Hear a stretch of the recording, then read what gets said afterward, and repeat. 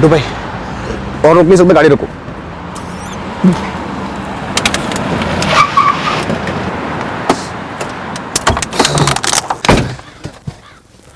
गुड्डू भैया, ये अचानक क्या हो गया विवेक भैया को? कल रात में कुछ गड़बड़ खा लिया होगा, फूड पॉइजनिंग ना हो। कोई फिक्र नहीं धर्मेश, मैं आप लोगों को नरसिंहपुर छोड़ के जबलपुर लौटते डॉक्टर को दिखाता हूँ। आपने हमारे लिए इतना अप डाउन किया विवेक भाई। स्वाति जी के लिए इतना करना तो बनता ही है ना। चलो गुड्डू भाई।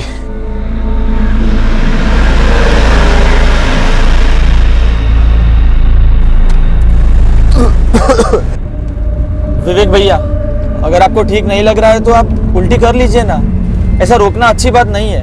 नहीं ठीक है, ठीक है। क्या नहीं नहीं? गुड्डू भैया आप गाड़ी रोकिए प्लीज। अरे नहीं, जरूरत नहीं है। अरे क्या नहीं नहीं, कर लीजिए ना। गुड्डू भैया आप गाड़ी रोकिए।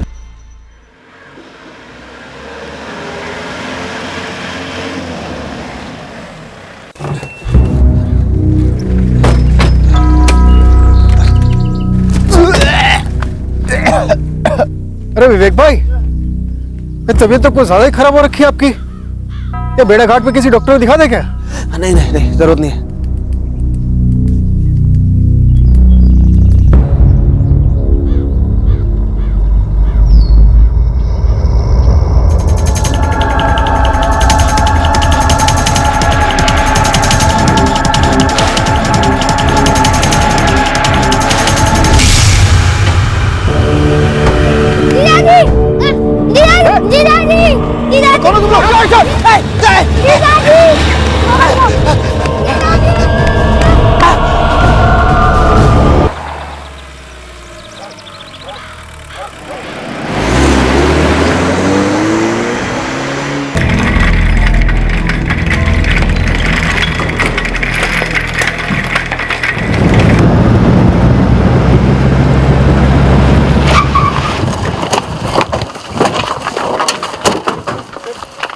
हाँ बिल्कुल, इधर ही गाड़ी खड़ी की थी साहब हम लोगों ने। साहब ये देखिए, ये खून भी पड़ा हुआ है साहब। सर फिर वो बाइक पे हेलमेट पहने दो लोग वहां से आए सर, वहां से वहां आए, यहाँ से हर्ष को उठाया और हर्ष को उठा के सर उस तरफ पहुंचे सर। उस तरफ? जी। मंजू तुम यहाँ संभालो, मैं आगे जाता हूँ बच्चे को ढूंढने। हाँ। धर्मेश भाई उनके पीछे। हाँ। और मैं बस यही मैं खुद यहीं पर खड़ा हुआ था। हर्ष गाड़ी में अकेला कैसे था? मैडम वही तो मैं बता रहा हूँ ना, वो क्या है, विवेक भाई की ना तबीयत हो रही थी खराब, उन्हें उल्टी हो रही थी बार बार। तो धर्मेश भाई ने मेरे को गाड़ी रोकने को बोला। विवेक भाई गाड़ी से उतरे, वहाँ पेड़ के पास गए उल्टी करने के लिए। फिर धर्मेश भाई पीछे उतरे पानी लेके उनको संभालने के लिए। अब मैं थोड़ा हाथ पे ढीले करने के लिए मैं यहीं तक ही पहुंचा था, ये देखा अचानक पीछे बाइक से दो लोग आए। बाइक का नंबर नोट किया? मैडम होश किसे था?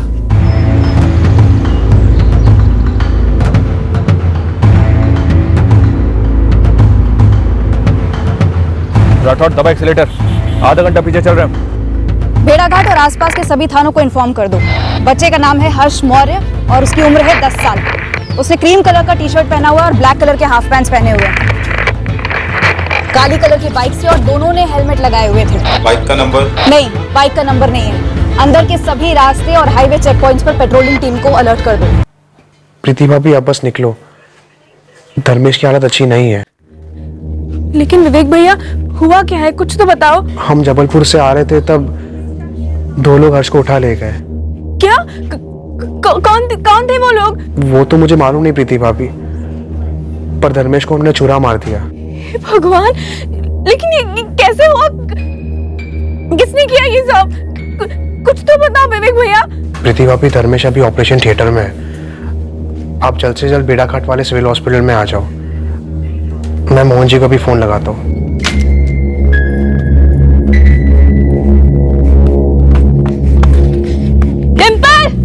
क्या हुआ दीदी? चल, पर मुझे खेलना है। चल हमें भेड़ाघाट जाना है, चल मेरे साथ। पर दीदी। अरे चल जल्दी। क्या बोल रहे हो विवेक? कब हुआ ये? 1 घंटे पहले हम जबलपुर से नरसिंहपुर जा रहे थे, धर्मेश और हर्ष को घर छोड़ने। भेड़ाघाट पहुंचे ही थे कि अभी कहाँ हो तुम विवेक? भेड़ाघाट के सिविल हॉस्पिटल में। धर्मेश अभी आईसीयू में है। लेकिन वो लोग हर्ष को क्यों उठाने गए? पता नहीं मोहन जी। पेशेंट की अंतड़ियां बाहर आ गई थी इंस्पेक्टर, वो बात करने की कंडीशन में नहीं है, वो बेहोश है और ऑपरेशन अभी तक चल रहा है। और धर्मेश कुशवाहा के साथ जो विवेक आर्य आया था वो? विवेक स्टेबल है, स्टमक इन्फेक्शन लगता है। आप बात कर सकते हैं विवेक से, जनरल वार्ड में है। सर, बच्चे हर्ष के लिए सारे थाने रेड अलर्ट पर लगा दिए गए। सेना सर और बाकी पेट्रोलिंग टीम्स भी उसकी खोज कर रही हैं। कहाँ से लौट रहे थे तुम लोग? जबलपुर साहब। वो सुबह सुबह धर्मेश भैया और हर्ष को नरसिंहपुर से उठाया मैंने। काम क्या था? वीजा के लिए। वीजा? कहाँ का? किसका? धर्मेश कुशवाहा का? नहीं सर, धर्मेश की तो सिर्फ साइन चाहिए थी। वीज़ा दरअसल हर्ष का बनवाना है। वीजा? 10 साल के बच्चे का वीजा? जी सर, हर्ष के पेरिस की वीज़ा की तैयारी हो रही थी। धर्मेश और हर्ष को वापस उनके गांव नरसिंहपुर ड्रॉप कर रहे थे। मुझे उल्टी आ रही थी, इसलिए धर्मेश ने गाड़ी रुकवाई और एक कांड हो गया सर।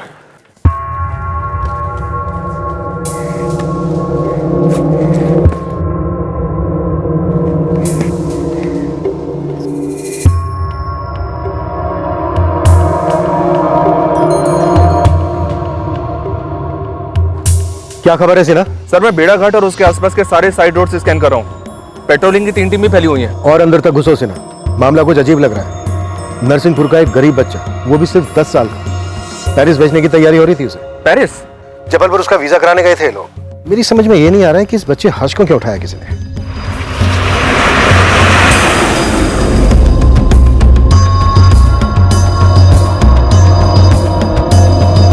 पासपोर्ट के साथ अडॉप्शन पेपर्स हैं और गार्जियनशिप के भी कागजात हैं। लगता है इस पेरिस की पार्टी ने इस बच्चे हर्ष मौर्य को अडॉप्ट किया है। पार्टी का नाम स्वाति मेहरा है। नमस्ते सर।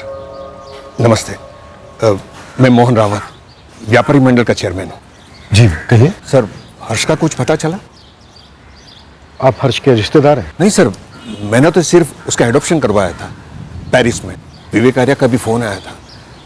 धर्मेश को किसी ने छुरा मारा है। धर्मेश का ऑपरेशन चल रहा है अभी। मोहन जी, ये पेरिस की स्वाति मेहरा, ये अडॉप्शन, जरा विस्तार से बताएंगे कि यहाँ चल क्या रहा है?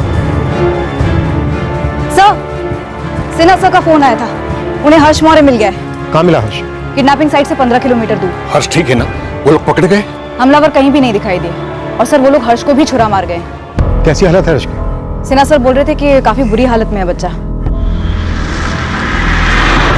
हर्ष, हर्ष, बच्चे का होश जा रहा है। गाड़ी तेज भगा राठौर। उसकी बड़ी बहन प्रीति, उसकी जीजा धर्मेश जिस पर ऑपरेशन चल रहा है, और सबसे छोटी डिम्पल, बस यही हर्ष के अपने हैं। जब हर्ष के अपने यहाँ हैं तो कोई उसे क्यों अपना रहा है, वो भी पेरिस से? सर दरअसल बात यह है कि मेरा बेटा सनी पढ़ने के लिए पेरिस गया था।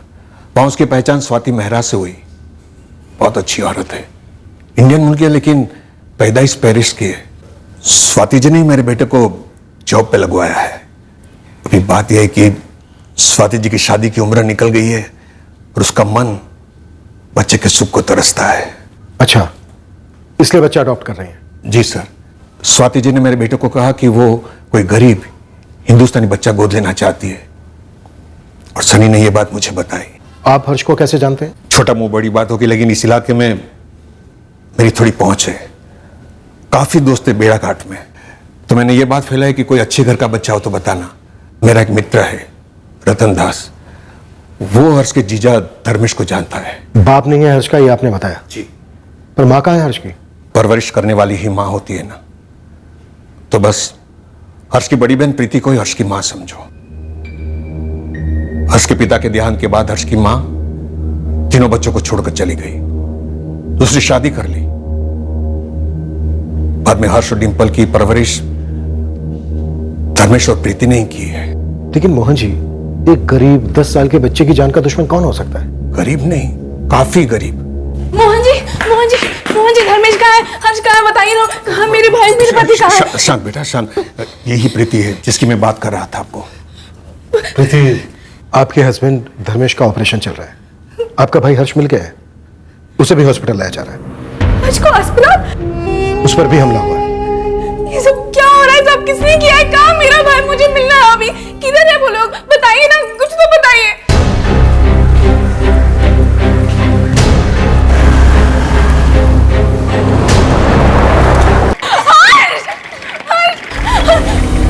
इसको क्यों मारा? इसने किसी का क्या बिगाड़ा था? कोई आइडिया नहीं सर। बच्चा खुद ही झाड़ियों से चलता हुआ बाहर आ गया होगा। काफी खून बह रहा था उसके पेट से। काफी बुरी तरह से स्टैबिंग हुई है। सर धर्मेश ने हर्ष को बचाने की कोशिश की तो उसे स्टैब किया, ये बात तो समझ में आई।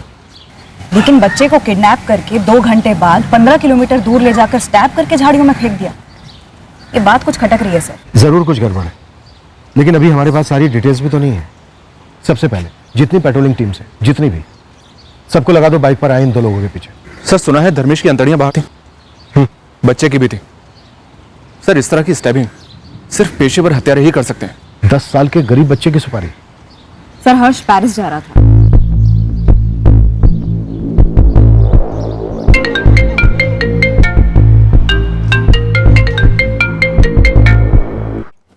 हेलो मोहन जी, कैसे हैं आप? स्वाति जी, बैड न्यूज है।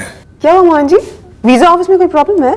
नहीं नहीं, वो वीजा ऑफिस से लौटते वक्त वो धर्मेश और हर्ष पर अटैक हुआ है। अटैक?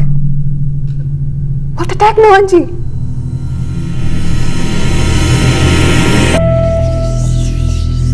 हाँ पापा, हर्ष की कंडीशन कैसी है अब? हर्ष का ऑपरेशन अभी चल रहा है, धर्मेश का हो गया, उसे आईसीयू में शिफ्ट किया है। पापा आप टाइम बाय टाइम खबर देते रहना, और अगर कुछ भी जरूरत पड़ती है ना तो मैं और स्वाति इंडिया आ जाएंगे। नहीं बेटा, इंडिया आने की कोई जरूरत नहीं है, मैं हूं ना, सब संभालूंगा। सनी बेटा, मुझे एक बात का बहुत बुरा लग रहा है, हमारे देखरेख में ऐसा हुआ। पता नहीं, मुझे ऐसा लग रहा है कि जरूर कोई गलत फहमी हुई है। स्वाति डोंट वरी, पापा है ना वहां पे, सब ठीक हो जाएगा।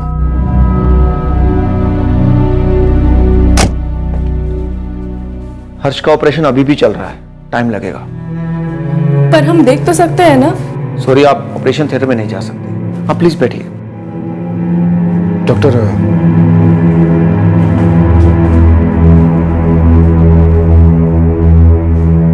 हर्ष बच तो जाएगा ना? देखिए, अभी कुछ कह नहीं सकते। नहीं साहब, मुझे तो कुछ भी पता नहीं चला। लोग कोई पीछा पीछा कर भी रहा हो तो। गुड्डू, जिस इलाके में तूने गाड़ी रोकी थी ना, वो इलाका इतना सुनसान है कि हमलावरों के लिए निशाना हलवा था, हलवा। नहीं नहीं नहीं नहीं साहब, मैंने गाड़ी नहीं रोकी। वो तो वहां से गुजरते वक्त विवेक भाई को फिर से उल्टी आने लगी, तो धर्मेश भाई ने मेरे को बोला कि गाड़ी रोक दो।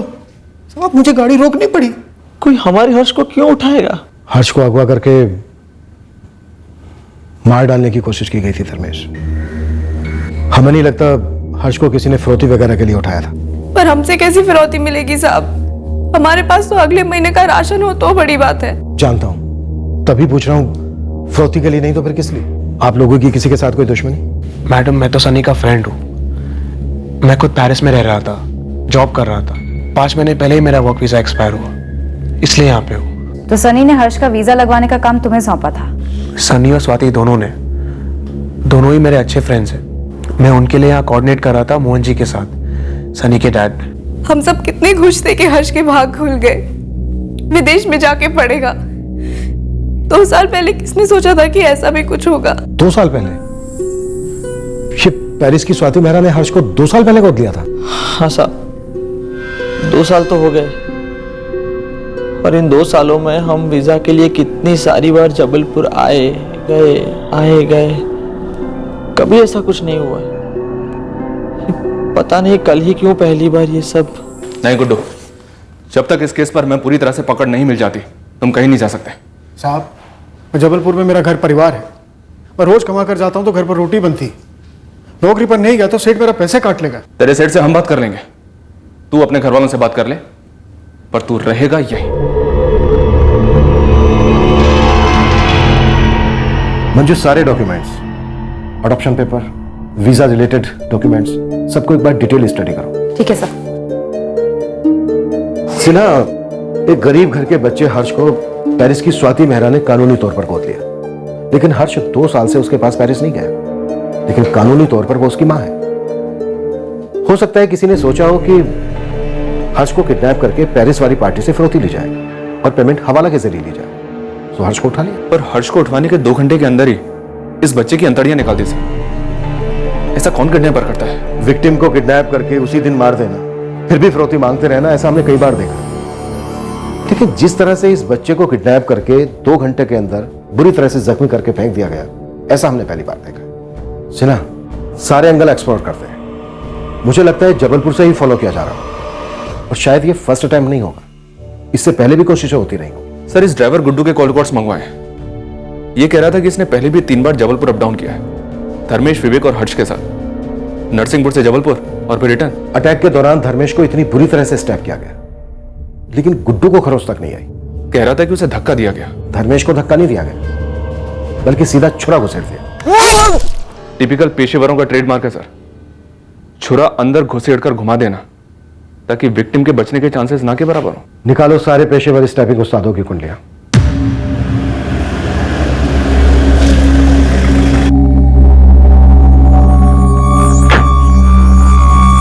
पंद्रह दिन में वीजा लगाकर हर्ष को पेरिस जाना था।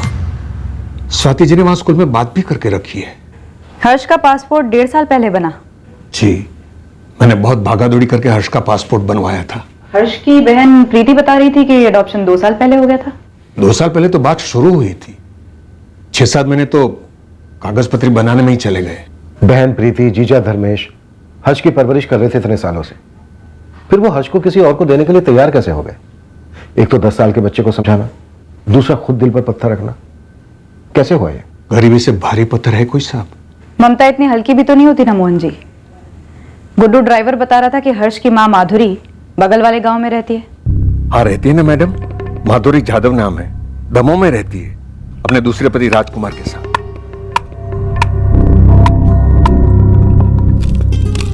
प्रीति 21 साल की थी, उसका छोटा भाई हर्ष कुछ 5 साल का रहा होगा, और सबसे छोटी बहन डिंपल 2-2.5 साल की होगी जब इनके बापू शंकरलाल मौर्य की मृत्यु हुई। कैसे मरा? शराब की लत थी। फिर थोड़े दिनों में माधुरी उस राजकुमार जाधव के साथ चली गई। उसने दूसरी शादी कर ली। वो छोटे भाई बहन हर्ष और डिंपल प्रीति की जिम्मेदारी बन गए। फिर प्रीति ने जब धर्मेश के साथ शादी की तो उन बच्चों की जिम्मेदारी धर्मेश ने उठा ली। माधुरी तो सिर्फ नाम के वास्ते मां है। कानून में नाम के वास्ते रिश्ते तो होते नहीं है ना, सब कुछ कानूनी तौर पर हुआ है।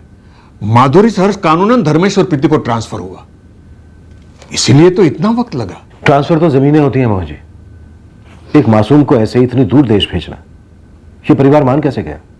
और उस स्वाति मेहरा को ये लड़का हर्ष ही क्यों पसंद आया? मैंने कहा ना साहब, मेरा बेटा सनी और स्वाति मेहरा बहुत अच्छे दोस्त थे। स्वाति मेहरा बड़ी अकेली थी। पापा, स्वाति बिल्कुल अकेली है, उसके सब रिश्तेदार गुजर गए और अकेले जिंदगी जीना आसान नहीं है। इसीलिए कल उन्होंने मुझे अपने दिल की बात बताई, वो एक बच्चा गोद लेना चाहती है। पापा, आपको तो पता ही है, मेरे यहाँ पे MBA करने के बाद स्वाति जी ने मुझे जॉब दिलवाया और हर कदम पे सपोर्ट किया मुझे लगता है अब मेरी बारी है उनकी मदद करने की, इसलिए आपसे बात कर रहा हूँ। हमें स्वाति जी के साथ ऑप्शन पे मदद करनी होगी। स्वाति जी इतने सालों से पेरिस रह रही है, उनको बच्चा इंडिया से चाहिए। हाँ पापा, स्वाति जी को एक इंडियन बच्चा ही गोद लेना है। एक्चुअली स्वाति जी एक NGO के थ्रू भी ट्राई कर रही थी, लेकिन वहाँ पे एक प्रोसीजर काफ़ी लंबा है और काफ़ी तामझाम भी है, इसलिए मैंने सोचा कि आपसे बात कर लूँ। आप मदद करेंगे ना स्वाति जी की? क्यों नहीं बेटा, स्वाति जी की मदद करना हमारा फर्ज है। Thank you so very much Mohan ji. Actually मेरे पास सब कुछ है, लेकिन होकर भी कुछ नहीं है। सो मेरा एक डिजायर है कि मेरा भी एक बच्चा हो जिसको मैं दुनिया की सारी हैप्पीनेस दे सकूं। अच्छा सोचा है आपने। स्वाति जी, मुझे थोड़ा वक्त दीजिए, मैं देखता हूँ यहाँ कोई एडॉप्शन सेंटर होगा, वहां जाके मैं बातचीत करता हूँ। आप बात करो मोहन जी। धर्मेश कुशवाहा हमारे खेत में मजदूरी करता है। उसने सामने से बताया था कि उसकी पत्नी प्रीति के छोटे भाई बहन हर्ष और डिंपल की जिम्मेदारी उसकी है। बेचारे गरीब लोग हैं, 2 बच्चों को पालना उनके लिए आसान नहीं होगा। अब ऐसे में अगर डिंपल या हर्ष में से किसी एक को कोई गोद ले लेता है तो एक बच्चे की जिंदगी भी संवर जाएगी और धर्मेश का बोझ भी हल्का हो जाएगा। सबका फायदा होगा मोहन जी। सबसे पहले मैंने धर्मेश और प्रीति को बिठाया और कहा ये है, बोलो क्या करना है, तो वो हर्ष को स्वाति जी को गोद देने के लिए तैयार हो गए। तब जाके मैंने सब पेपर्स बनवाए सर। हर्ष ही क्यों, डिंपल भी तो थी। जी, लेकिन स्वाति जी हर्ष को गोद लेना चाहती थी।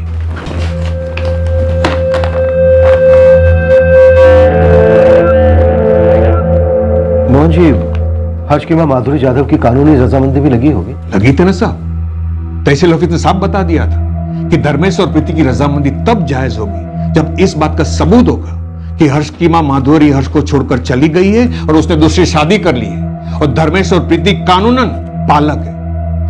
सर, तब जाकर तो मैंने सारे पेपर्स बनवाए थे। सबसे पहले माधुरी और उसके दूसरे पति राजकुमार, इन दोनों की शादी का रजिस्ट्रेशन करवाना पड़ा। उसके बाद एनओसी लेनी पड़ी माधुरी से कि धर्मेश और प्रीति अब हर्ष के कानूनी पालक होंगे। माँ बाप की तरफ फैसले लेंगे हर्ष के। ये कानूनी पालक बनाने का भी पूरा तामझाम किया तहसील ऑफिस में। धर्मेश और प्रीति हर्ष के कानूनी पालक हो गए। फिर सितंबर 2015 में स्वाति जी पेरिस से यहां आई हर्ष को मिलने के लिए और सारी फॉर्मेलिटीज पूरी करने के लिए, ताकि वो हर्ष को गोद ले सके।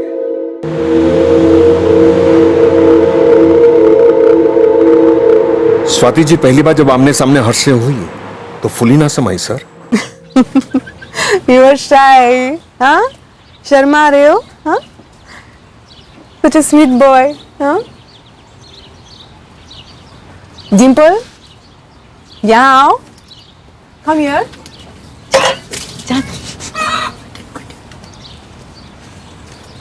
ये है चॉकलेट.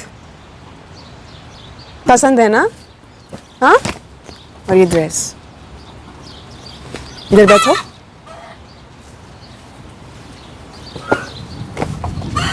शाई, शर्मा रही है. डिम्पल, आप कौन से क्लास में पढ़ती हैं? सेंसेशनल. Third standard. आप आएंगी हमारे साथ पेरिस? हाँ? हर्ष भाई के साथ आएंगी? क्यों नहीं? हर्ष सेटल होने के बाद अपनी बहन को भी बुला लेगा, है ना हर्ष? स्वाति जी, मेरे लिए इससे बड़ी और खुशी की बात क्या हो सकती है कि मेरा भाई विदेश में जाके पढ़ेगा. जिंदगी में कुछ बड़ा बनेगा मेरा छोटा भाई. बड़ी बहन तो सिर्फ नाम के वास्ते है स्वाति जी. प्रीति असल में इन दोनों बच्चों की माँ ही है. माँ तो आप हमेशा रहेंगी प्रीति, लेकिन अब हर्ष की दो मम्मी होंगी. एक आप और एक मैं. सच में आप लोगों का दिल बहुत बड़ा है. आप लोगों ने मेरी जिंदगी का एक बहुत बड़ा खालीपन दूर किया है और मैं पूरी लाइफ थैंकफुल रहूंगी. सच में शुक्रिया. फिर भागा दौड़ी करके मैंने हर्ष का पासपोर्ट बनवाया. पेरिस का वीजा लगने ही वाला था कि देखो किसी की नजर लग गई. आपकी नजर में कौन हो सकता है जिसे इस अडॉप्शन से आपत्ति थी? किसी को नहीं. 2 साल पहले तो सारा कुछ हो गया था. 1 महीने के अंदर पेरिस की फ्लाइट पकड़ने वाला था हर्ष. पर मोहन जी, कोई तो जरूर चाहता था कि हर्ष वो फ्लाइट कभी ना ले. सर, मैं मानने को तैयार ही नहीं हूं कि कोई हर्ष को रोकना चाहता था. ऐसा करके किसी को क्या मिलता? पर रोका तो गया है. इसका मतलब किसी को कुछ तो मिला है या फिर मिलने वाला है.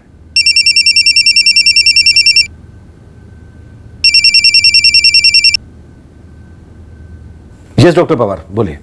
हर्ष को होश आ गया है. बस निकल रहा हूं डॉक्टर. हर्ष को होश आ गया है. सर, ऊपर वाले की मेहरबानी है. मुझे लग रहा है कि कोई गलतफहमी की वजह से हर्ष पर हमला हुआ है. जरा सोचिए, मासूम को कोई क्यों छुरा मारेगा? अब हर्ष को होश आ गया है तो उसी से पूछते हैं कि बाइक पर वो 2 लोग कौन थे.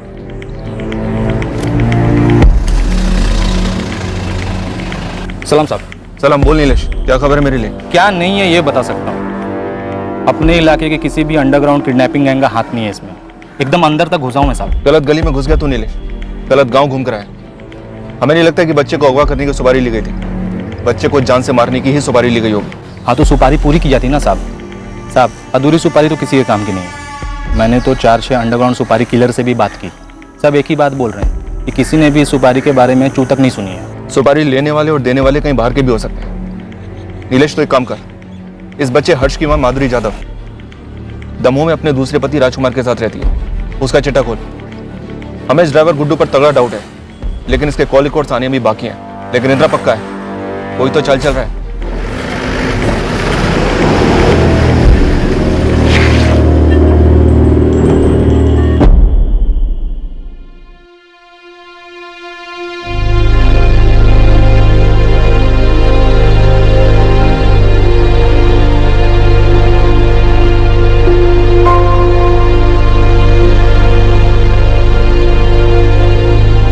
कैसे हो हर्ष बेटा? डिम्पल, आपकी प्रीति दीदी कहाँ है? दीदी दवा लेने गई है। आपके जैसा बहादुर बच्चा मैंने आज तक नहीं देखा। आप इतनी बुरी तरह से घायल हुए फिर भी अपने पैरों पर चल रहे थे। हीरो आप, हीरो। हर्ष बेटा, मैं ज्यादा वक्त नहीं लूंगा, आप भी आराम से बोलना। वो दो लोग जब आपको बाइक पर उठाकर ले गए उसके बाद क्या हुआ? वो लोग सुनसान रास्ते पर मुड़ गए और फिर चलते रहे।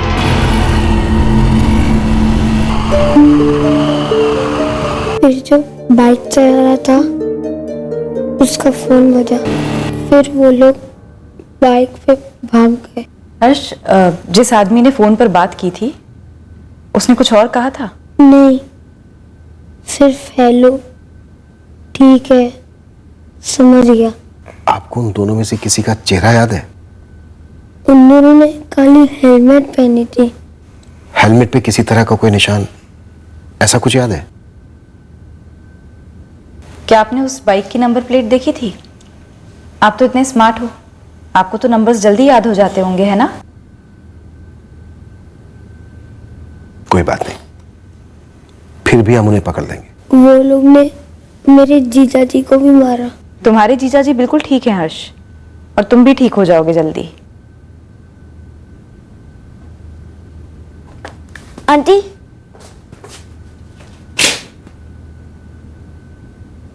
अब हर्ष भैया को पेरिस मत जाने दो। अब दीदी और जीजा जी को समझा दो। टिम्पल बेटा, आपके हर्ष भैया कहीं नहीं जा रहे हैं, यहीं पर हैं। और आप भी अपने हर्ष भैया का खूब ख्याल रखना। इस वक्त आपके हर्ष भैया को आपकी बहुत जरूरत है।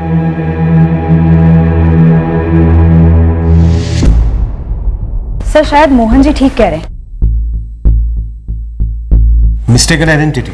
सर, हर्ष जैसे गरीब बच्चे को कोई क्यों उठाएगा? जिन दोनों ने उसे उठाया शायद उनके टारगेट कोई और था। तो फिर वो जो फोन आया था हमलावर को, वो ये कहने के लिए आया होगा कि गलत बच्चे को उठा लिया है, अब कोई चारा नहीं है, खत्म कर दो, ताकि आइडेंटिफिकेशन ना हो। मुश्किल है पर नामुमकिन नहीं है। हमें हमलावरों को लेकर कोई गलतफहमी नहीं है। पेशेवर खूनी ही है। एक आदमी और उसके बेटे समान साले को अधमरी कंडीशन में पहुंचा दिया। इंस्पेक्टर, जिसका डर था मुझे वही हुआ। फिर से ऑपरेट करना पड़ेगा हर्ष और उसके जीजा धर्मेश को। फिर से क्यों डॉक्टर? आप जानते होंगे दोनों को मल्टीपल स्टैबिंग्स नहीं हुई, सिर्फ एक सिंगल स्टैब किया गया, जैसे प्रोफेशनल किलर्स करते हैं। छुरा सीधा पेट में घुसाकर इतने जोर से घुमा दिया जाता है कि अंतड़ियां बाहर आ जाती हैं, जैसे इन दोनों के केस में हुआ। जानता हूं डॉक्टर, पर धर्मेश और हर्ष बच तो जाएंगे ना? देखिए, हम हमारी बेस्ट कोशिश कर रहे हैं। हमने घाव स्टिच किए, ब्लीडिंग रोकी, सब किया, पर फिर भी इन दोनों के केस में इंटरनल इन्फेक्शन सेट इन हुआ है। खतरे की तो कोई बात नहीं है ना? ऑनेस्टली खतरे जैसी ही बात है। हम फिर से ऑपरेट कर तो रहे हैं, लेकिन दोनों सबसे हाई रिस्क जोन में होंगे। पर हमारे पास दूसरा कोई ऑप्शन भी नहीं है, चांस लेना ही पड़ेगा। 10 साल के बच्चे को कोई अडल्ट समझ के तो अगवा करेगा नहीं। ये लोग वहां जरूर किसी दूसरे बच्चे को उठाने आए होंगे, पर वो बच्चा कौन हो सकता है? शायद जबलपुर से लौट रही कोई अमीर पार्टी होगी, और जिस स्पॉट पर गुड्डू ने विवेक को उल्टी कराने के लिए रुकाया इत्तेफाकन, वहीं एक्चुअल पार्टी रुकने वाली होगी। चलो मानकर चलते हैं कि मिस्टेकन आइडेंटिटी का केस है, पर अगर किडनैपिंग का प्लान बना था तो ये जरूर किसी गैंग का काम होगा, और किडनैपिंग की प्लानिंग काफी पहले से चल रही होगी।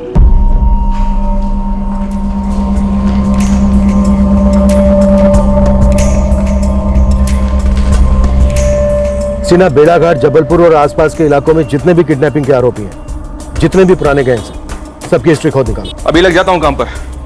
सर, वैसे विवेक आर्य और ड्राइवर गुड्डू, इन दोनों के कॉल रिकॉर्ड्स आ गए, लेकिन दोनों के ही कॉल रिकॉर्ड्स में कुछ भी फाउल प्ले जैसा नजर नहीं आ रहा है। मिस्टेकन आइडेंटिटी केस भी हो सकता है, पर इस पॉइंट पर कुछ भी दावे के साथ नहीं कहा जा सकता।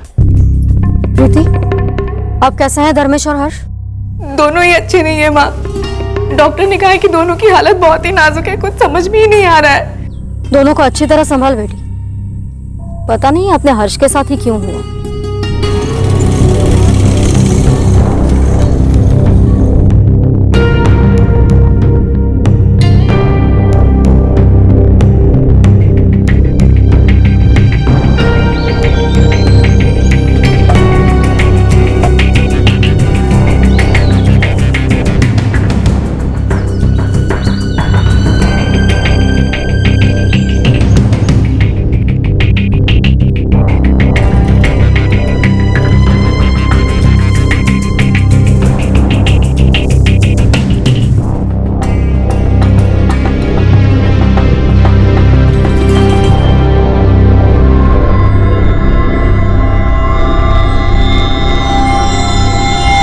2 महीने पहले ही बेल पर छूटा हूं, आराम ही चल रहा है, कोई काम लिया ही नहीं हाथ में। ठीक है प्रदीप, मैं मानता हूं तेरी बात। 7 साल अंदर होने के बाद कम से कम 2 महीने का आराम तो बनता ही है, लेकिन आराम के वक्त भी तेरे कान, आंख, नाक सब काम कर रहे थे ना। ऐसा हो ही नहीं सकता कि तूने किसी बच्चे की किडनैपिंग के प्लान के बारे में कुछ सुना ही ना हो। साहब आप जानते हैं मैंने भी कई किडनैपिंग की है, आपने भी बड़े बड़े किडनैपर्स को पकड़ा है। ऐसे काम में एक टीम बनती है, किसी भी गिरोह में 2 ग्रुप होते हैं, एक टीम उठाती है, दूसरी स्टैंड बाय पे होती है। शायद थी पर सामने नहीं आई। होगी जरूर। तो दोनों बंदे क्या करते हैं, ऐसे एक आदमी का पेट खोलते हैं, फिर क्या करते हैं, बच्चे का पेट खोल देते हैं। देखा आपने कैसे खोला है पेट? ये किसी किडनैपर का काम नहीं है सर, कोई किडनैपर ऐसा नहीं करेगा, ये किसी पेशेवर हत्यारे का काम है। तो किडनैपर्स पेशेवर हत्यारे भी हैं? पेशेवर हत्यारे ही हैं। किडनैपिंग का प्लान था ही नहीं, मर्डर का प्लान था, सही से नहीं हो पाया, बच गया बच्चा।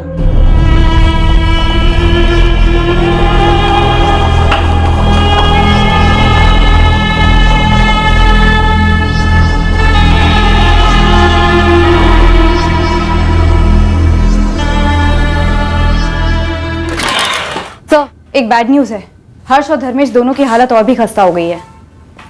इन्फेक्शन फैल गया? बहुत जल्दी और बहुत बुरी तरह से।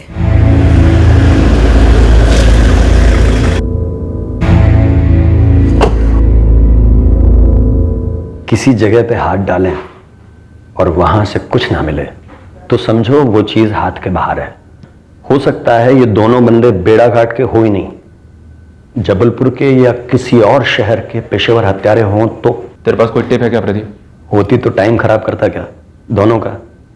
लेकिन एक बात कह रहा हूं, आपका डिपार्टमेंट जिस एंगल पे चल रहा है ना, ये गलत निशाना वगैरह, वो एंगल डिलीट कर दो साहब। क्यों? ये सुपारी वाले मामले रातों रात तय नहीं होते हैं, एक टीम बनती है, काफी मुआयना किया जाता है, टारगेट का चेहरा ये लोग दिमाग में फिट कर लेते हैं, गलती हो ही नहीं सकती। हमेशा नहीं, फिर भी आगे बोल। साहब जिस जगह पे कांड हुआ समझो वहां पे दूसरी गाड़ी का रुकना तय था असली टारगेट के साथ, ठीक है? आगे बोल, मैं सुन रहा हूं। ये इत्तेफाक हो सकता है कि ये गाड़ी ठीक उसी जगह पे रुकी, लेकिन इस गाड़ी में उस असली टारगेट की तरह 10 साल का बच्चा होना, दो इत्तेफाक एक साथ। सर बंडल से बंडल फिल्मों में भी ऐसा नहीं होता। आप नोट कर लो, निशाना ये बच्चा ही था, प्लान मर्डर का ही था। आप बेकार में हम किडनैपर्स को परेशान कर रहे हो सर। आप पेशेवर हत्यारों का मार्केट टटोलिए, आपको ये दोनों बंदे वहीं मिलेंगे। और एक बात साहब, किडनैपिंग फिरौती के लिए की जाती है, प्याज और रोटी के लिए नहीं, जो बेचारे ये गरीब खा के सो जाते होंगे। और आपने वो गाड़ी देखी, वो सस्ती सी फटीचर, वो भी ट्रैवल की। प्रदीप, बच्चे को एक विलायती पार्टी ने गोद लिया है, हो सकता है उनसे पैसा निकलवाने का प्लान हो। हाँ, तो खून का एक कतरा भी नहीं बहाते, और वो हर्ष का तो बिल्कुल भी नहीं। पहले धर्मेश को लेके गए, बोला कि अंदर से खून निकल रहा है, फिर उसके बाद हर्ष को लेके गए, कुछ पता नहीं चल रहा है क्या हो रहा है। कुछ समझ में नहीं आ रहा है बेटा, और पुलिस भी कुछ नहीं बोल रही है। साहब इधर दमोह में एक छुटकू सी खबर हाथ लगी है। हर्ष की मां माधुरी के बारे में? नहीं, हर्ष की मां माधुरी के बारे में नहीं साहब, लक्ष्मी माँ के बारे में। गोल गोल मत घुमा, साफ साफ बोल। लक्ष्मी माँ, पैसा, वो जो फॉरेन की पार्टी है ना जिन्होंने हर्ष को गोद लिया, उन्होंने धर्मेश और प्रीति को 5 लाख रुपए दिए थे। अच्छा, तुझे कैसे पता? अब ये माधुरी का जो दूसरा पति है ना, राजकुमार यादव, उसने अपने एक दोस्त को बताया था। इस राजकुमार को थोड़ी मिर्ची जरूर लगी थी पेरिस वाली बात सुनकर। एक बार बोल रहा था उसकी पत्नी माधुरी की पहली शादी की संतान की क्या किस्मत चमक रही है। नसीब इसको बोलते हैं। कितने बड़े घर में जा रहा है हर्ष, वो भी विलायत में, और वो प्रीति और धर्मेश को 5 लाख रुपया भी पकड़ा दिया पार्टी में। अरे पाला भी तो उन्होंने ही है हर्ष को। इतना था तो जब माधुरी भाभी से शादी की साथ में ले आते हर्ष को। पता होता तो लाता नहीं क्या? अब किस्मत ऐसे चमकेगी, किसको पता था? साहब ये पैसे का झोल हो सकता है, कुछ लेन देन की बात होगी, पर शायद हो ना पाया हो, और उसके बदले में इस बच्चे हर्ष को नुकसान पहुंचा दिया गया। सर, किडनैपिंग में पीएचडी कर चुके इस प्रदीप से क्वेश्चनिंग की मैंने। वो कह रहा था कि पक्का किडनैपिंग नहीं थी, मर्डर अटेम्प्ट ही था। मुझे ऐसा लग रहा है सर, यहाँ टारगेट ये बच्चा हर्ष ही है। ये अडॉप्शन कहीं दिखाने के लिए अडॉप्शन तो नहीं था? पैसे देकर बच्चा खरीदा जा रहा हो? क्या बात कर रहे हो इंस्पेक्टर साहब? मैं जिला व्यापारी मंडल का चेयरमैन हूं, आपको मैं बच्चों का दलाल लगता हूं? 5 लाख रुपए दिए थे स्वाति मेहरा ने प्रीति और धर्मेश को। इंस्पेक्टर साहब, ये स्वाति जी, प्रीति और धर्मेश के बीच का मामला है। स्वाति जी ने जो खुशी से दिया, इन लोगों ने खुशी से लिया। एडॉप्शन कानूनी तरीके से हुआ है। अच्छा, मैं एक काम करता हूं, मैं आपको पेरिस का नंबर देता हूं, आप स्वाति जी से बात कर लीजिए और बिल की तसल्ली कर लीजिए।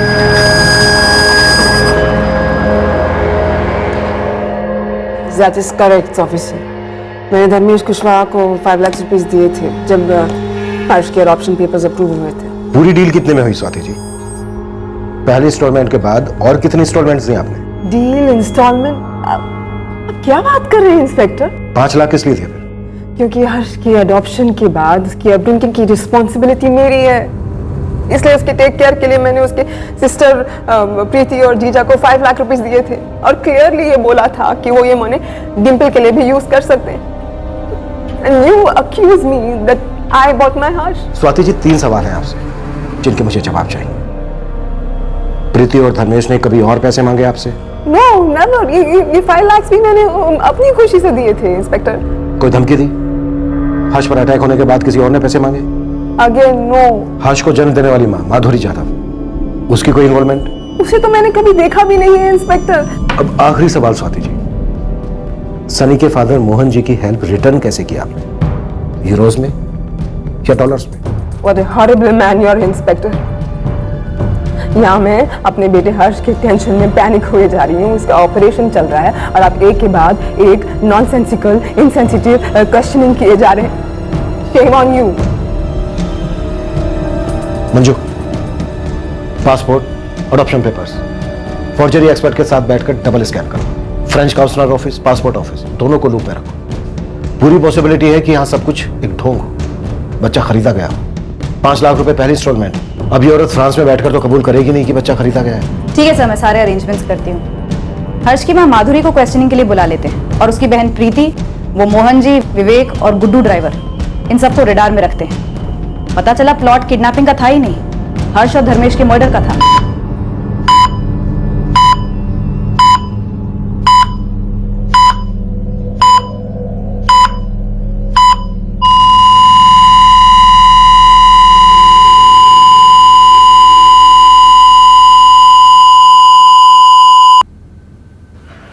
डॉक्टर, हमने पूरी कोशिश की पर धर्मेश को बचा नहीं।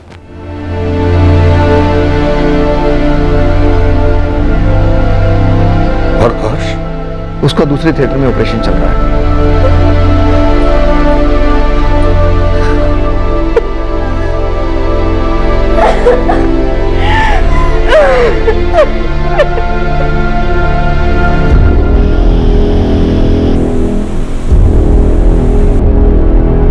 सर, बड़े दिनों बाद एकदम ताजा और गर्मा गर्म खबर आई आपकी। जल्दी सुना सरजू। सर जी, जबलपुर का एक बहुत ही शातिर और वांटेड सुपारी हत्यारा है जिसने कई मर्डर्स किए। वो यहाँ बेड़ाघाट हाईवे के पास देखा गया। कब देखा गया था? 19 जून को यहाँ बेड़ाघाट हाईवे के पास भजिया खाते देखा गया था। साथ में कोई एक पंटर भी था उसका।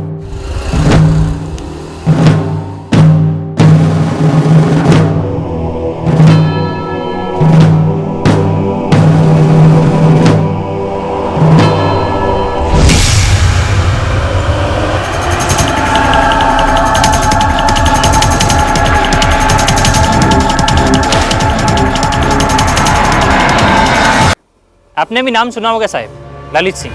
हाँ सुना है, पर वो दूसरा कौन था? उसका कुछ नाम मालूम नहीं है साहब। बस यहाँ किसी पंटर ने भजिया वाले को बताया कि ये ललित सिंह है, सुपारी किलर, और ये भजिया वाला अपना खबरी है साहब। सर, 6 अटेम्प्ट टू मर्डर के चार्जेस, 3 मर्डर के चार्जेस और 3 केसेस में ट्रायल चल रहा है। और पिछले 2 महीने से ये ललित सिंह बेल पर है। ललित सिंह गलत टारगेट को तो नहीं मार सकता, मिस्टेकन आइडेंटिटी एंगल को कोल्ड स्टोरेज में डाल सकता है। बिल्कुल सर, लेकिन सर अब सवाल ये उठता है, क्या सिर्फ हर्ष टारगेट था या धर्मेश भी टारगेट था, या ये धर्मेश सिर्फ ऐसे ही बीच में आ गया और कोलेटरल डैमेज था? पता चलेगा।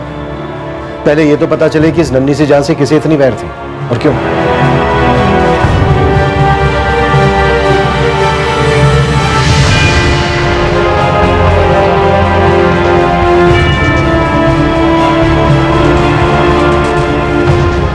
हर्ष का इन्फेक्शन धर्मेश से भी कई गुना ज्यादा था। हमने हमारी हर मुमकिन कोशिश की पर हर्ष को भी नहीं बचा पाया।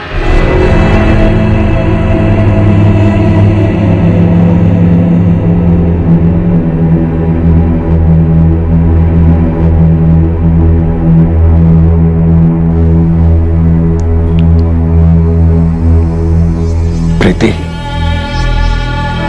बेटा, हर्ष भी नहीं रहा।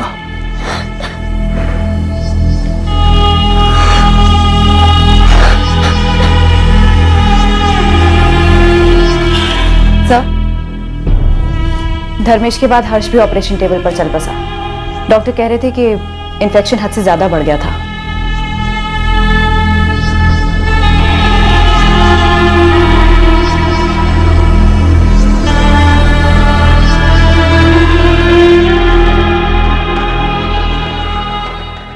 एक 10 साल का हंसमुख मासूम लड़का, गरीब परिवार में ही सही, लेकिन खुशी से जिंदगी बसर कर रहा था। फिर ये ऐसा क्या भयंकर रैकेट था जिसमें बच्चे की हत्या कर दी गई। इस केस की इन्वेस्टिगेशन एक के बाद एक शॉक्स देती गई।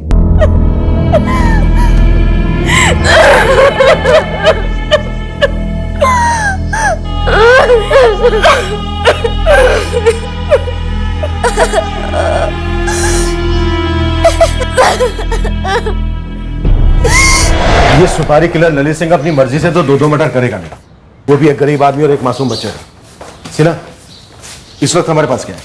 सर, ड्राइवर गुड्डू चौबे और वो उल्टी कुमार विवेक आर्या। सर, इस विवेक को उठवाकर उल्टी करवाते हैं। डेफिनेटली सिग्नल दिया गया होगा अटैक करने से पहले ललित सिंह को। स्पॉट पे तय होगा कि कहाँ रुकना है और अटैक के लिए कौन सी जगह से।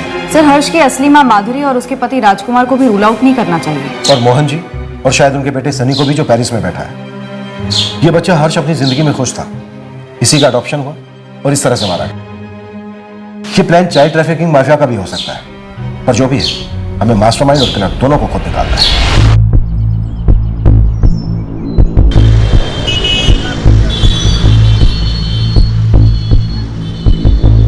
नीलेश, एमपी, यूपी, महाराष्ट्र, नेपाल, वेपाल, जहां कहीं भी इस ललित सिंह का बिल है मुझे पता करके बता। मैडम, ये ललित सिंह खाली पेशेवर हत्यारा नहीं है, खानदानी भी। इसका बाप प्रमोद सिंह अपने जमाने का बहुत नामचीन हिस्ट्री शीटर था। ये जबलपुर में रहती है इसकी पूरी फैमिली।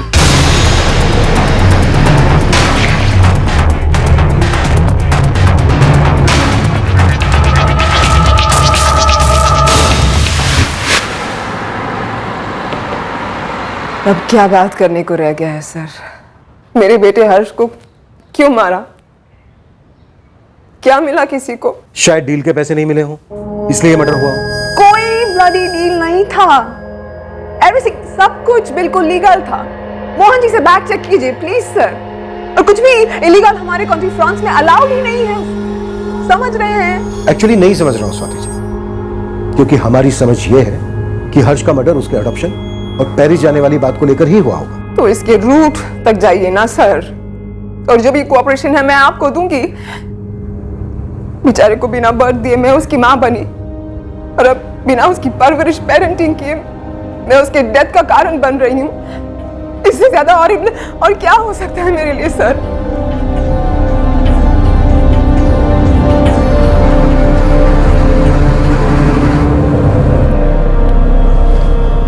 स्ट्रेस मत लो स्वाति, पापा हैं वहां पे, सब संभाल लेंगे। लो पानी पियो।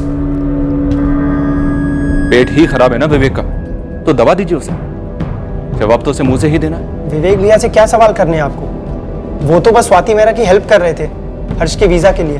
वीजा तो कटा है उस बच्चे का और उसके जीजा का भी। पर सर, पर कुछ नहीं। अब आप लोग रास्ता छोड़ेंगे या हम शराफत छोड़ दें? ये तपन है ना, अगर इसे एक बार मैंने तेरे ऊपर छोड़ दिया ना, फिर मैं इसे खुद भी रोकूंगा तो ये रोकेगा नहीं। बिना ब्रेक वाला डंपर ट्रक है, कुचल देगा तेरी कार को। उससे सच तो नहीं कुछ लेगा ना। वो सच ये है कि मैं उस साजिश का हिस्सा नहीं था। मैंने हत्यारों को कोई सिग्नल नहीं दी। तुम लोगों के बेड़ा घाट में दाखिल होने से जस्ट पहले वहीं बेड़ा घाट के पास एक ठेले पर ललित सिंह चाय पकौड़े खा रहा था। उसे सिग्नल मिला, तुरंत वो और उसके आदमी ने तुम्हारी गाड़ी का पीछा किया, फिर हमला किया। अब हमें तो ये बता कि उसे सिग्नल किसने दिया, तूने या विवेक ने? मैं गाड़ी चलाते हुए फोन नहीं करता, मैं लेता भी नहीं हूं। मैंने फोन दिया ना आप लोगों को था, आप खुद ही देख लीजिए। मैंने किसी से भी बात की हो तो फिर किसने फोन किया? विवेक ने या धर्मेश? मेरी नजर और ध्यान दोनों सड़क पर होते हैं। अरे कोई फोन करे ना करे किसको पड़ी रहती है? ऊपर से विवेक भाई की उल्टियां चल रही थी, सो अलग।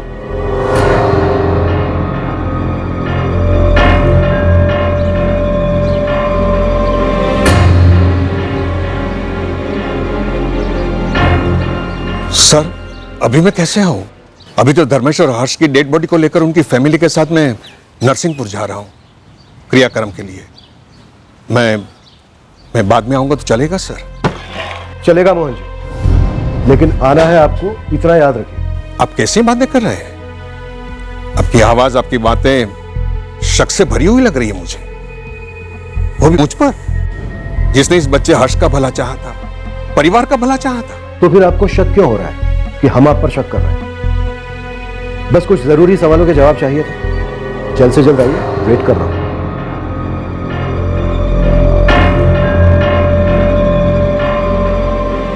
प्रीति, तुम लोग मेरे साथ गाड़ी में चलो, एम्बुलेंस पीछे से आएगी। हाँ चलो, आओ बेटा। मैडम, मैंने तो ऐसी ही बात में लालू से कह दिया था कि हर्ष की किस्मत बहुत अच्छी है, घर वालों को 5 लाख रुपए मिले, जिसमें से आप दोनों को एक भी पैसा नहीं मिला। तो वो क्यों मिलता? जो भी किया हर्ष और डिंपल के लिए किया, प्रीति और धर्मेश ने किया, इसका एहसास था हमें। एक मिनट, कहीं आप ये तो नहीं कहना चाहती कि हमने मरवाया है मेरे हर्ष को और मेरे दामाद धर्मेश को? मेरे हर्ष, मेरे दामाद, किसी चीज पर हक जताने के पहले उसका फर्ज अदा करना जरूरी नहीं होता? हक और फर्ज ये दोनों मजबूरी के गुलाम है मैडम। हर्ष की किस्मत अच्छे के लिए पलटी, इसका मतलब ये नहीं कि हमारी नीयत बुरे के लिए पलटी। ऊपर से हमारी ये फटीचर हालत, खुद एक पान खाने की औकात नहीं है हमारी, तो किसी को मारने की सुपारी क्या खाक देंगे? हाँ, और ये सब करके हमें मिलता क्या? पैसा मिलता।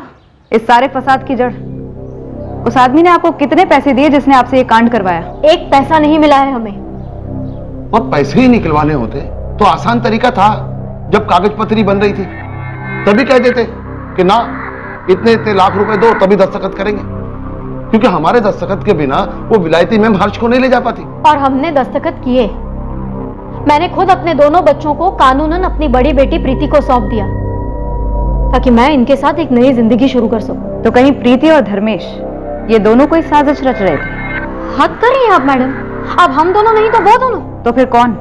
कोई है तो जरूर। हमको नहीं मालूम मैडम, इसके बाद का सारा व्यवहार विलायती मैम स्वाति से प्रीति और धर्मेश ने किया था। हम तो मोहन जी को भी नहीं जानते, वो प्रीति और धर्मेश ही लेके आए थे उनको। सर, क्वेश्चनिंग के वक्त ना तो माधुरी और ना ही उसका पति राजकुमार हड़बड़ाए हुए थे।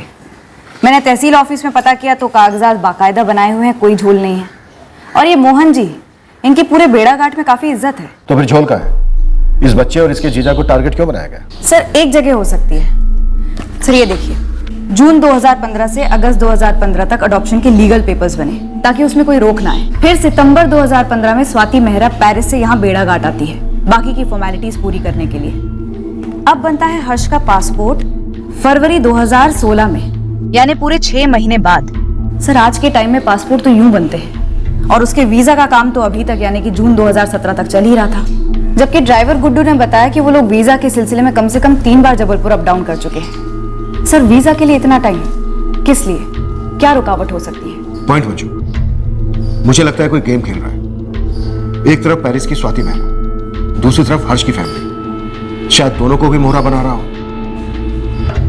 मुझे इस अडॉप्शन की लीगलिटी पर ही डाउट हो रहा है। मुझे लगता है इस अडॉप्शन के पर्दे के पीछे मकसद कुछ और ही है। गुड्डू की हम काफी धुलाई कर रहे हैं विवेक, और अब मुझे ऐसा लग रहा है बहुत जल्द तेरी बारी आने वाली है। किस लिए सर? मैं तो बस धर्मेश की हेल्प कर रहा था हर्ष के वीजा के लिए। लेकिन विवेक, फिर भी तेरी मदद के बावजूद 4 बार जबलपुर अप डाउन करना पड़ता है, जबकि आजकल वीजा प्रोसीजर मक्खन जितना आसान है। सर, अडॉप्शन केस है, फॉर्मेलिटीज अलग होती है। आप एक बार चेक तो कीजिए। वैसे ही फ्री फंड में मदद किस खुशी में की जा रही थी? सर, दोस्ती में, और सिर्फ दोस्ती में। सर, मैं खुद 5 महीने पहले तक पेरिस में काम कर रहा था, एक रेस्टोरेंट मैनेज कर रहा था, और सनी वहां अक्सर आया करता था। और विदेश में सर, जब एक इंडियन दूसरे इंडियन से मिलता है तो अच्छी दोस्ती हो जाती है।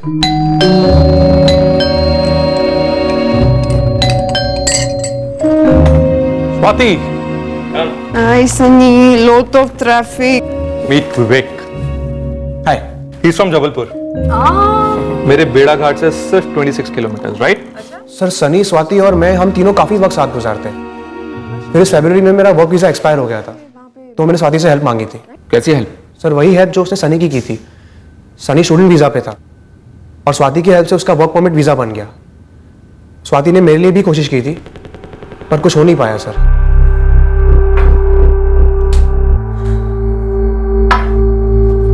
आई एम सॉरी विवेक, मैंने बहुत ट्राई किया but you know it's okay, thanks. You know ना कि हमारी कंपनी एक फाइनेंशियल कंपनी है और तुम्हारी क्वालिफिकेशन केटरिंग की है, सो कोई नहीं, इट्स ऑलराइट। पर स्वाति, हम 6 महीने में पक्का कोई ना कोई जुगाड़ करके विवेक को एक जॉब ऑफर भेज सकेंगे ना?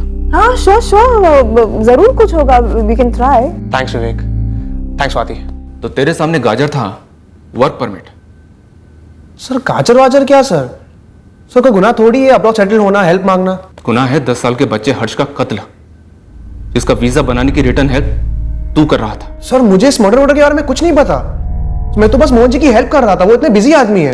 हर्ष का पासपोर्ट तो 2016 में बन गया था ना, तो अब जाके वीजा क्यों बन रहा था उसका? सर ना मैंने हर्ष का पासपोर्ट बनाया, ना ही मैंने उसको गोद लिया है। सर आपको जो पूछना है आप उन लोगों से पूछिए ना।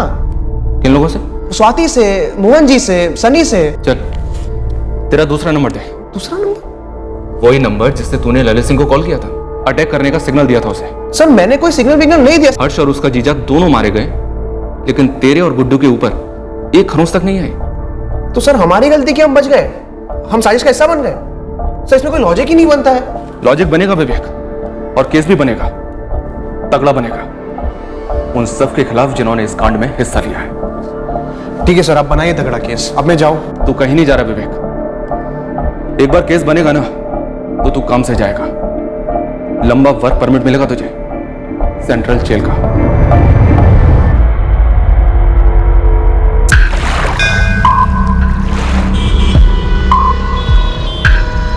इस ललित सिंह की माँ यहीं जबलपुर में रहती है। बाप कहाँ है उसका? पता नहीं, बाप तो 6 साल पहले माँ से अलग हो गया। अच्छा तू एक काम कर, तू माँ का घर दिखा दे, बाकी का क्राइम ब्रांच वाले संभाल लेंगे।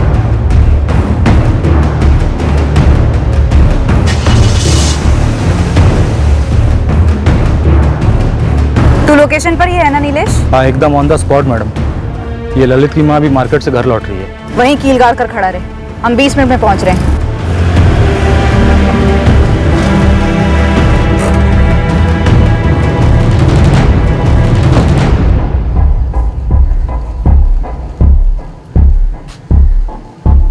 पापा की गैरेज में कम, इस वीजा शीजा के चक्कर में बहुत टाइम खोटे हुआ विवेक भैया का। फिर भी अभी तक हर्ष मौर्य की वीजा की एप्लीकेशन तक नहीं हुई है। हमने जबलपुर वीजा ऑफिस में चेक किया। मनप्रीत जी, आपका विवेक इस कांड में इन्वॉल्व है। विवेक ऐसा गैर कानूनी काम करके अपना पुलिस रिकॉर्ड क्यों बनवाएगा? उसे तो अब्रॉड में जॉब करके वहां सेटल होना है, यही उसका सपना है। वो ऐसा गलत काम क्यों करेगा साहब? गलत काम नहीं करेगा, लेकिन करवा तो सकता है ना। हमने विवेक का यहां से लेकर पेरिस तक का पूरा चिट्ठा खोला है और बहुत जल्द सारी कड़ियां मिल भी जाएंगे। बेहतर होगा कि आप लोग विवेक से बात कीजिए, उसे सरकारी गवाह बनने को समझाइए। मनप्रीत जी, यही आखिरी मौका है। 2 लोगों की बेरहमी से हत्या की गई थी, जिनमें से एक 10 साल का बच्चा था। मामला बहुत सीरियस है। हर्ष तेरे पास ही रहता तो कम से कम जिंदा तो रहता, और तेरे पास वो खुश तो था ही। माँ इस गरीबी में शायद उसे कम खुशियां दे पा रही थी, यही सोच के दिल पे पत्थर रख के मैं तैयार हुई थी हर्ष को गोद देने के लिए। हर्ष के अच्छे भविष्य के लिए सोच रहे थे मैं और धर्मेश। और धर्मेश, ये मोहन भाई कौन है? मोहन भाई बेड़ा घाट के बहुत बड़े आदमी, रतन दास जी सेठ है ना, उनके कोई दोस्त है, कल मिलने भी आने वाले। कोई विलायती मैम है जो हर्ष को गोद लेना चाहती है। डिम्पल को भी? नहीं, अभी तो सिर्फ हर्ष की बात हुई है। वो विलायती मैम किसी लड़के को ही गोद लेना चाहती है। मैं क्या कहूँ उनसे? ना बोल दूं, मेरा दिल नहीं मान रहा है। हमें नहीं चाहिए विलायत बिलायत का चक्कर, हर्ष को कहीं नहीं भेजना है।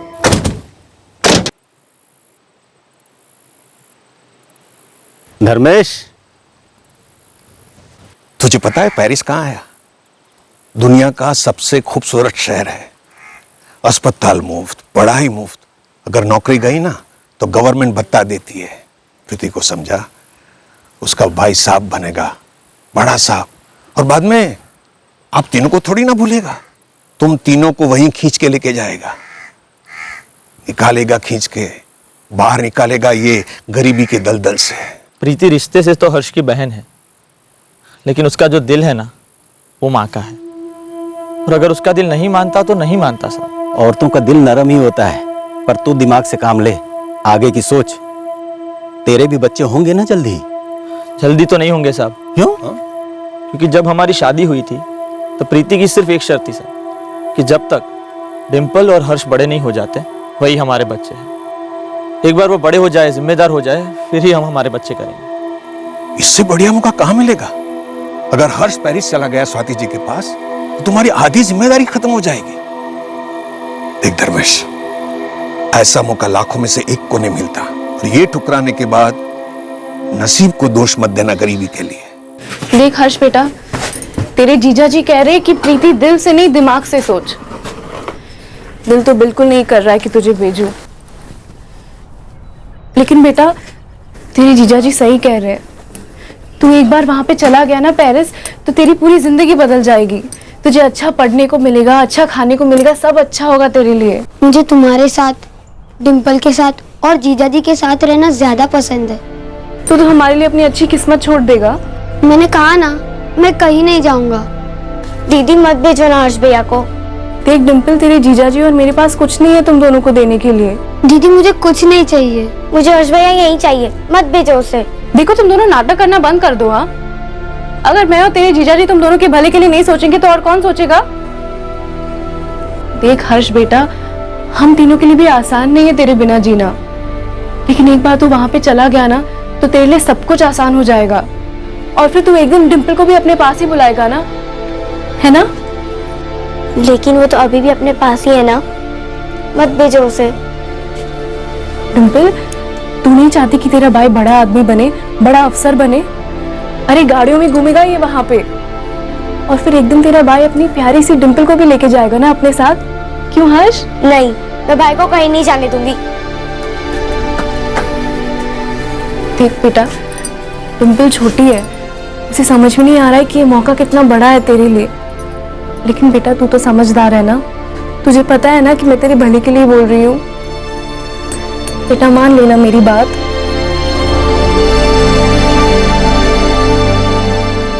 धर्मेश हर्ष और डिम्पल को अपने सगे बच्चों की तरह प्यार करता था,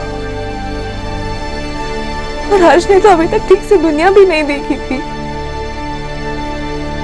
किसी ने कैसी दुश्मनी निकाली हमसे? माँ क्या हो गया ये?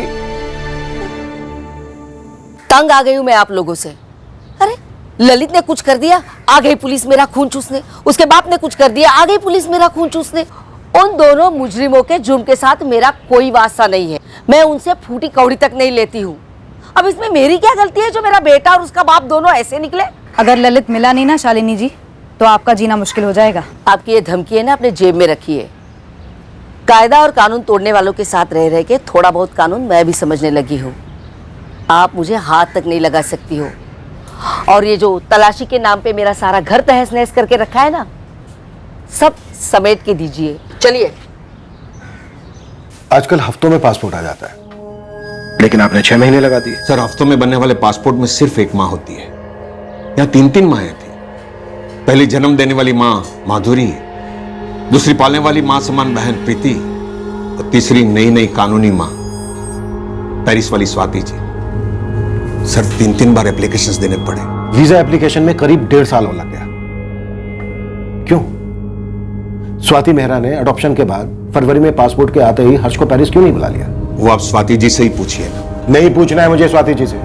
यहाँ बेड़ा घाट में हर्ष और उसके जीजा धर्मेश का मर्डर हुआ है, वहां पेरिस में नहीं। मोहन जी, आपने हर्ष की असली मां माधुरी जाधव और उसके पति राजकुमार का मैरिज सर्टिफिकेट बनवाया। आप ही ने हर्ष की बड़ी बहन प्रीति और उसके हस्बैंड धर्मेश को हर्ष का लीगल गार्जियन बनवाया। आपने ही अडॉप्शन के पेपर तैयार करवाए। आपने ही भागदौड़ करके पासपोर्ट बनवाया हर्ष का। माजरा क्या है मोहन जी? ये बच्चों की स्मगलिंग का कोई रैकेट है या फिर पैसों की कोई डील थी जो खट्टी हो गई? सर, पैसों का तो ऐसा है कि ऊपर वाले की मेहरबानी से मेरे पास काफी पैसे हैं, मैंने तो इज्जत से कमाए हुए, लेकिन मेरी सबसे बड़ी कमाई बेड़ा घाट में मेरा नाम, मेरी इज्जत है। आप मेरी इज्जत उछालने चल रहे हैं। मैं बच्चों की स्मगलिंग करूं? मैं मदद कर रहा था, मैं सोशल वर्क कर रहा था। लेकिन ललित सिंह सोशल वर्क नहीं करता मोहन जी, तगड़ी फीस लेता है लोगों को हेल्प करने की।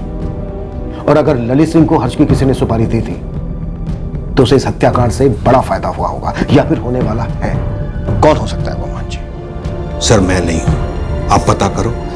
मेरी तरफ से कोई भी मदद लगेगी ना तो मैं जरूर दूंगा आपको। अगर आपको किसी पर शक करना होता तो आप किस पर करते? धर्मेश और प्रीति।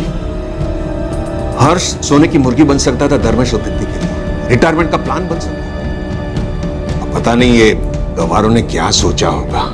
लेकिन धर्मेश खुद भी तो मारा गया है। और प्रीति अपने छोटे भाई हर्ष को मरवाने में साथ क्यों देगी? ऐसा भी हो सकता है कि धर्मेश ने अकेले ने प्लान बनाया हो, प्रीति को कुछ पता ही ना हो, अंधेरे में हो। और वो क्या नाम, ललित फलित, दोनों के बीच में अनबन हो। सर वो कहावत है ना, जहां 4 पैसे वहां 8 तलवारें।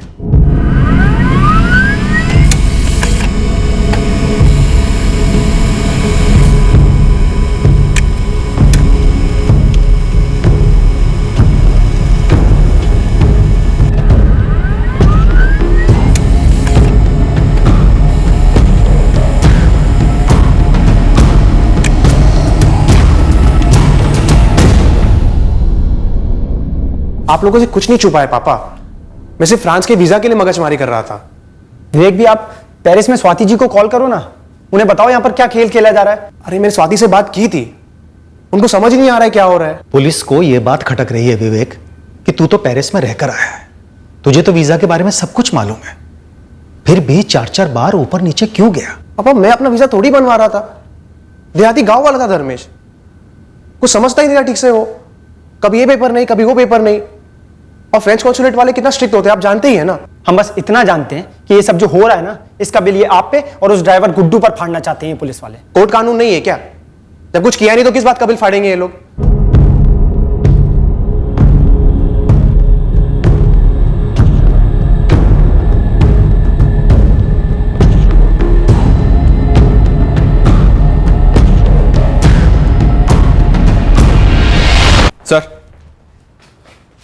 सर इस धर्मेश के कॉल कोर्स में किसी भी तरह की प्लानिंग की कोई हिंट तक नहीं है। प्रीति, माधुरी और माधुरी का पति राजकुमार, सबके फोन कॉल्स क्लीन है सर। फिर किसने की इस कांड की प्लानिंग? सर मोहन रावत के इस वाले नंबर के कॉल रिकॉर्ड्स में तो कुछ भी शक करने जैसा नहीं है। अब इनके पास कोई दूसरा नंबर है या नहीं ये फिलहाल हमें पता नहीं है। रतन दास के फोन रिकॉर्ड्स भी मंगवाए ना, जिसने हर्ष का नाम सजेस्ट किया था मोहन को? रतन दास के कॉल रिकॉर्ड्स की पूरी तरह से स्कैनिंग की सर, पर कुछ नहीं मिला। तो फिर बचा कौन? सर इस सुपारी किलर ललित सिंह की मदर शालिनी सिंह, उसके फोन रिकॉर्ड्स में से उसकी बहन रचना राठी का नंबर मिला है। ये देखिए सर, यहीं जबलपुर में रहती है। इसके घर के बाहर भी एक टीम तैनात कर दी है। हो सकता है ललित सिंह इसके घर छुपने आए। इस केस से जुड़े सारे सस्पेक्ट हैं हमारे पास, लेकिन कहीं से कोई एंगल बन नहीं रहा है। हो सकता है इनमें से कोई झूठ बोल रहा हो, या फिर असली कल्प्रिट इनमें से कोई हो ही नहीं। मंजू, धर्मेश और प्रीति ने मिलकर कुछ किया हो, ये वाला एंगल? सर वो एंगल टटोला मैंने प्रीति से बात की। जो कागज पत्री वो लोग बोलते वो सारे धर्मेश लेके जाता था जबलपुर हर्ष के साथ, कभी इस कागजात पे दस्तखत करने, कभी उस कागज पे दस्तखत करने। तुम लोगों को कभी लगा नहीं कि स्वाति जी ने 2015 में हर्ष को अडॉप्ट किया था और 2017 जून तक उसके वीजा के पेपर्स बन ही रहे थे? तुम लोगों ने कभी पूछताछ करने की कोशिश नहीं की विवेक आर्य या मोहन भाई से? हमें मालूम नहीं था कि इसमें इतना समय नहीं लगता है। अगर मालूम होता तो शायद पूछ भी लेते, लेकिन हमें कुछ नहीं मालूम था। जो भी वो लोग बोलते गए वो हम करते गए। इस वक्त तो हम हर चीज हर्ष से जोड़कर देख रहे हैं, पर हो सकता है कि असली निशाना धर्मेश था। क्या धर्मेश की नरसिंहपुर गांव में कोई दुश्मनी थी, कोई झगड़ा वगड़ा रहा हो? नहीं, धर्मेश बहुत ही सीधे थे, किसी के साथ कोई बैर नहीं था। हमें तो समझ में नहीं आ रहा है कि धर्मेश और हर्ष को मार के किसी को क्या मिल सकता है। सर नरसिंहपुर में अच्छी खासी फील्डिंग करवाई मैंने, पर धर्मेश का किसी के साथ भी कोई झगड़ा वगड़ा निकल कर नहीं आया। पर मंजू सुपारी दी गई, और वो भी ललित सिंह को, मतलब महंगी सुपारी थी सर। अब अगर इस सुपारी से किसी को कोई फायदा नहीं था तो फिर ये सुपारी दी क्यों गई? घूम फिर के सुई हमारी पहली थीसिस पे लौट रही है, मिस्टेकन आइडेंटिटी। पुराने पेशेवर हथियारों से भी कई बार गलत निशाना लगा है। हो सकता है इस बार भी वही हुआ हो। अब इसका जवाब तो सिर्फ ललित सिंह ही दे सकता है सर। हम इस केस से जुड़े सारे संदिग्धों की बार बार इंटेरोगेशन करते रहे।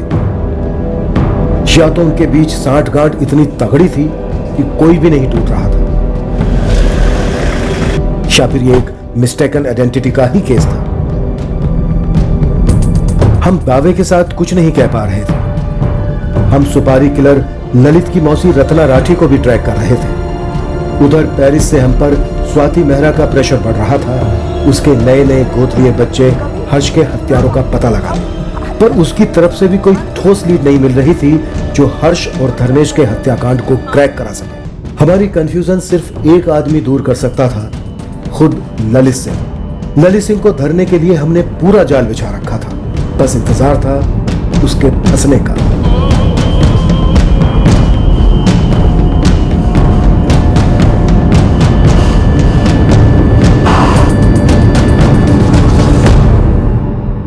पर सुपारी किलर ललित सिंह के हाथ लगने से पहले हमें इस केस का पहला ब्रेक थ्रू मिल गया। इस खूंखार शतरंज की बिसात पर का एक मोहरा आखिरकार फिसल गया।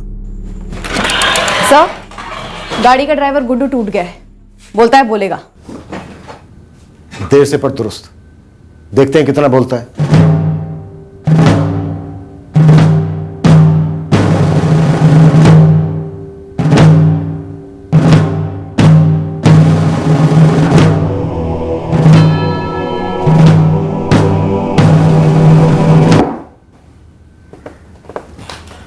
गुड्डू, कौन सी चक्की का आटा खाता है तू?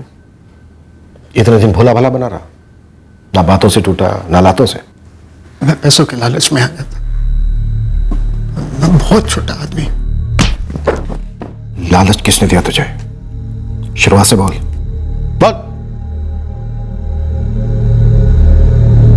साहब, वो हर्ष को मारने की 2 बार पहले भी कोशिश की। किसने कोशिश की थी? सुपारी किलर ललित सिंह ने? वो तो नहीं पता साहब, पर वही 2 लोग बाइक पर सवार थे। सब एक बार 23 मई को और एक बार 2 जून को, जब हम जबलपुर से लौट रहे थे नरसिंहपुर की तरफ हर्ष और धर्मेश भाई को छोड़ने के लिए। उसी स्पॉट पर कोशिश हुई थी? नहीं साहब, वो शाहपुरा के टर्निंग से पहले 23 मई को।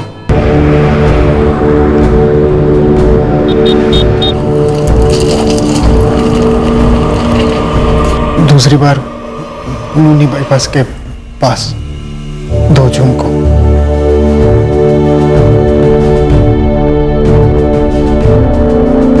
गाड़ी किसके कहने पर रोकी गुड्डू?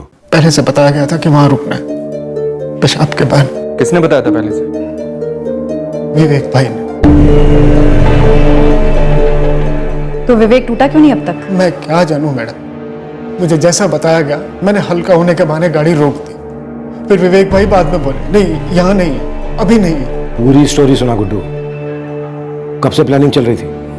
हमारी ट्रैवल एजेंसी की सारी गाड़ियां वो विवेक भाई के पापा मनप्रीत सिंह जी की गैराज में सर्विस होने के लिए ही जाती। गुड्डू, नरसिंहपुर से जबलपुर आना है और रिटर्न नरसिंहपुर जाना है। अरे जब बोलो विवेक भाई, काम है। गाड़ी तो चलानी है। सिर्फ गाड़ी नहीं चलानी, बहुत बड़ा मौका है तगड़ा माल कमाने का, और मेरे साथ पार्टनरशिप का। कैसी पार्टनरशिप है भैया? 1 लाख मिलेंगे तुम्हें। 1 लाख? आराम से। करना क्या है मुझे? गाड़ी रोकना है जहाँ मैं बोलूँगा। हाँ, लेकिन कहाँ, क्यों?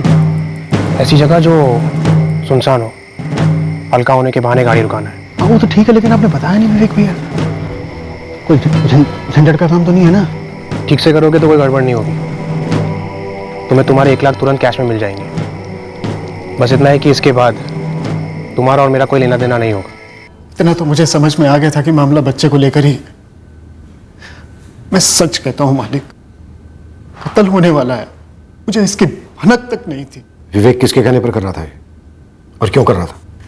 मुझे कुछ नहीं पता मालिक। पूरी स्टोरी उल्टी कर। झूठी उल्टी की तो खून की उल्टी करेगा विवेक आर्या। सर मैं फंस गया था सर। अब फंस जाएगा, शही खोद के काट देंगे। स्टोरी बोल, स्टोरी, अपना टुकड़ा नहीं। सर ये स्टोरी पेरिस में शुरू हुई थी। स्टोरी का विलेन कौन है? स्वाति? सनी? या दोनों? सर सनी ने शर्त रखी थी कि अगर पेरिस लौटना है, जॉब चाहिए, वर्क वीजा चाहिए, तो उसका एक काम करना होगा। तुझे यहाँ पेरिस परमानेंट रेजिडेंसी दिलाने का फुल प्रूफ प्लान है मेरे पास, और कॉन्टेक्ट भी। बस तुझे एक काम करना है, सिंपल सा काम है, तेरे लिए बाएं हाथ का खेल है, आराम से कर ले। यार सनी, कुछ भी कर दूंगा। तू मुझे पहले ये बता कि तुझे ये वर्क परमिट और परमानेंट रेजिडेंसी कैसे मिल रही है? अचानक से कांटेक्ट कहां से मिल गया? देख विवेक, बात अपने तक ही रखना, कॉन्फिडेंशियल है, इसलिए सिर्फ तेरे को ही बता रहा हूँ। मैंने यहाँ पे परमानेंट रेजिडेंसी के लिए स्वाति के साथ कॉन्ट्रैक्ट मैरिज कर ली है। तेरे लिए भी एक लड़की ढूंढी है, फुल प्रूफ तरीका।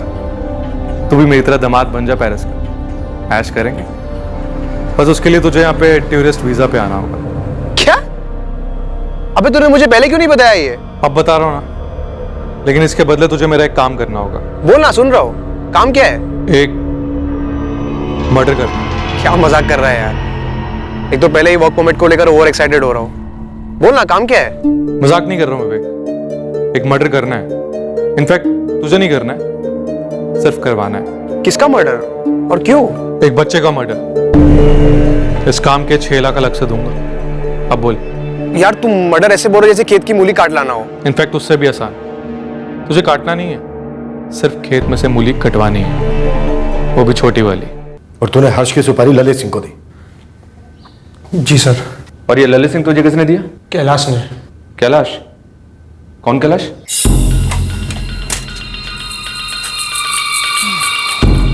कैलाश जी। अरे विवेक, कैसे हो? अब मैं तो ठीक हूँ, लेकिन बड़े दिनों बाद दुकान बंद कर रहा था मैं। चल कोई नहीं, तू आ गया तो बैठ। कैलाश जी, मुझे बाल नहीं कटवाना है, मुझे आपसे प्राइवेटली बात करनी है। देख विवेक, तू अच्छा खासा पढ़ा लिखा इंसान है, फॉरेन रिटर्न है, हाँ, फिर ये मर्डर और सुपारी की बात क्यों? कैलाश जी, ये मर्डर मेरे लिए वीजा है पेरिस लौटने का, हमेशा हमेशा के लिए। विवेक, मैं तुम दोनों भाइयों को बचपन से देखते आया हूँ हाफ पैंट में। तुम्हारे डैडी मेरे दोस्त है और गैरेज भी अच्छा खासा चल रहा है। तू दूसरे देश में क्यों नहीं चले जाता? क्यों ये सुपारी के लफड़े में पड़ रहा है? मुझे सिर्फ इतना बता दो कि कांटेक्ट किसको करना है। किसको मरवाना है? कैलाश जी, किसको कांटेक्ट करना है, कितने लगेंगे और आपका कट कितना होगा? मैं आपको 1 लाख दे सकता हूँ। ठीक है, 2 लाख, जल्दी बता दो। सिंह, ललित सिंह की दी हुई सुपारी कभी खाली नहीं जाती, और सुपारी देने वाले का नाम कभी बाहर नहीं निकलता। बहुत कमीना है, रिकॉर्ड है उसका, लेकिन पैसा भी उसी तरह से लेता है। 6 लाख। बच्चे का 6 लाख? बच्चा मारना हो या बड़ा आदमी, यहाँ फुल प्लेट का ही रेट लगता है। अपने यहाँ हाफ प्लेट वगैरह कोई सिस्टम नहीं है, समझा? ठीक है ललित भाई, मैं पार्टी से पूछता हूँ और कंफर्म करके फ़ोन करता हूँ। गर्लफ्रेंड नहीं है जो फोन करेगा, मेरे को कोई फोन नहीं करता, आमने सामने मिलेंगे। सुपारी के लिए ललित सिंह को 6 लाख रुपए देने के लिए सनी मान गया? जी सर। 6 तुझे, 6 ललित सिंह को भी, और ड्राइवर गुड्डू को 1। सलून वाले कैलाश को ललित से इंट्रो करवाने के 2 लाख। टोटल हुए 15 लाख। ये 15 लाख पेरिस से भेजे गए सिर्फ हर्ष को मारने के लिए? सर, डील वहाँ पेरिस से हुई, पर एडवांस यहीं से आया। ललित को सुपारी के 1 लाख मिले, कैलाश को 25,000, मेरा और गुड्डू का एडवांस अभी बाकी है सर। ये एडवांस यहाँ भेड़ाघाट में किसने दिया? सर, मोहन जी ने।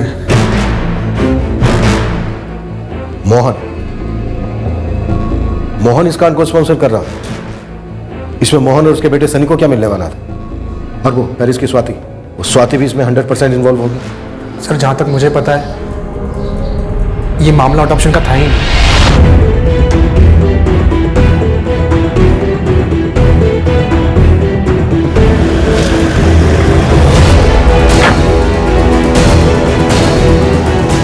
मैडम, लेकिन मुझे नहीं मालूम था कि विवेक किसका मर्डर करने वाला है। मालूम होता तो तू क्या करता? चिल्ड्रंस डिस्काउंट दिलवाता, 2 मर्डर का पैकेज डील करवाता, एक पे एक फ्री। कोई देख रेखा, यहाँ पर मंडल का चेयरमैन हूं मैं, मेरी इज्जत है यहाँ पर। तो हम देंगे ना इज्जत आपको, पहले आपको चेयर पर बिठाएंगे, फिर आपकी खाल उतारेंगे। ले चलो। आप मेरी बात सुनिए सर। सर सर सर मैं क्या बता रहा हूँ सर, मेरी बात सुनिए सर। ये जो 2 अटेम्प्ट्स हुए थे 23 मई और 2 जून को, जी सर, कैंसिल क्यों हुए? पेरिस से सनी ने फोन किया था कैंसिल करवाने। ए विवेक, क्या कर रहा है तू? हाँ, क्या कर रहे हैं? पहले शाहपुरा और अभी ये साला नोनी। क्या कर रहे हैं बेवकूफी? ललित और उसका जोड़ीदार विपुल वेट कर रहे हैं, आराम से काम हो जाएगा। देखो समझ में नहीं आती है, बोला था ना बेड़ा घाट पे जगह चुनने को, कहीं और क्यों चुनी? वो इलाका मेरे पापा का है, सब कुछ संभाले तो वहां पे। तो अभी हम लोग बस लोकेशन पर पहुंचने ही वाले हैं यार, और दोनों वेट कर रहे हैं। करने दे वेट, तू कैंसिल कर। नोनी में काम करेगा साला इडियट। कैंसिल करो, तुरंत कोई दूसरी डेट फिक्स कर। ओ भाई सुन मेरी बात, मैंने 2 बार जगह और टाइम चुनी, तूने हक दिया, कैंसिल कर दिया। 2 बार फेल होने का अपना कभी स्टाइल नहीं रहा, तीसरी बार फाइनल होगा। जगह चुन तो, टाइम चुन तो, हम लोग बच्चे को उठा ले जाएंगे और काम कर देंगे, समझा? ठीक है ललित भाई, मैं फिर से हर्ष और उसके जीजा को एक जगह पे बुलवाता हूँ और कुछ प्लान बनाता हूँ। तो ये वीजा का चक्कर हर्ष के मर्डर के लिए नेट प्रैक्टिस था।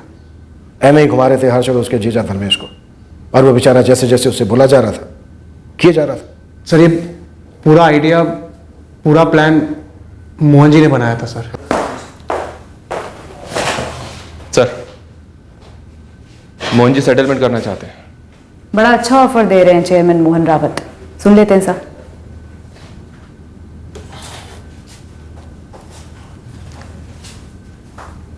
सर मैं क्या कहता हूं, हम लोग आगे की सोचते हैं।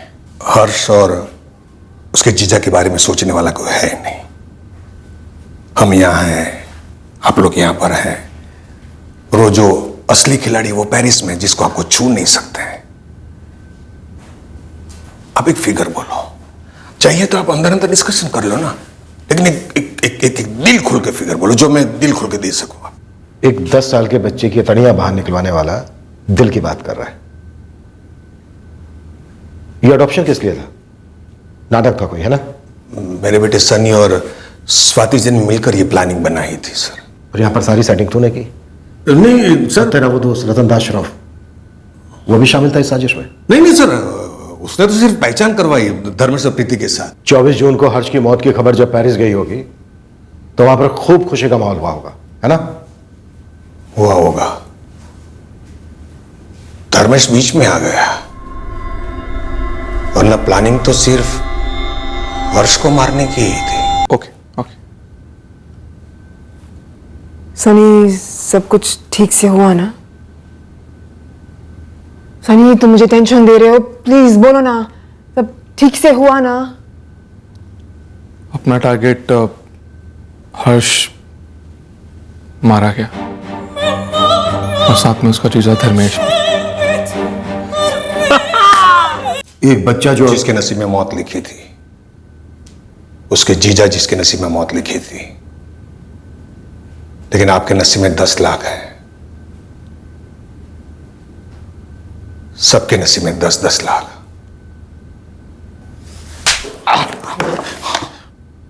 ये कोई पहला ऑफर तो है नहीं जो आपको मिला हो, और हर्ष कोई आखिरी बच्चा था नहीं जो इस दुनिया में से गया हो। बच्चे की बोली कितने की लगाई और किसे लगाई?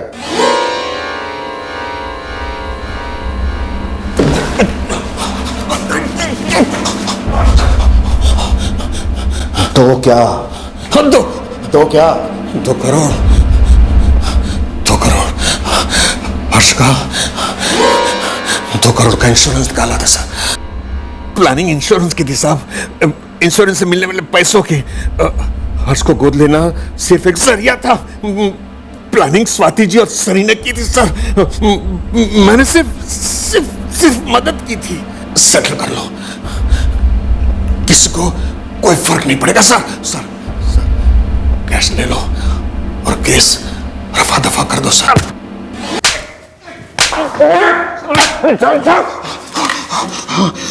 फर्क पड़ चुका है मोहन रावत। इस बच्चे की मौत से हमारे डिपार्टमेंट में काफी फर्क पड़ चुका है, जो तू अब लॉकअप में देखेगा, जो तू जज साहब में देखेगा जब वो तुझे सजा सुनाएंगे। इसलिए तू फर्क की चिंता मत कर। सर आप मेरी बात सुनो सर बात सुनो सर मैं इज्जतदार आदमी हूं सर मैं इज्जतदार आदमी हूं सर। एक हफ्ते बाद हमें खबर मिली कि ललित सिंह उसकी मौसी के घर आया हुआ है जबलपुर। जी? Crime branch. ललित सिंह कहाँ है? ललित वो साहब साहब कौन है मौसी? मौसी नहीं बेटा, तेरा मौसा आया है।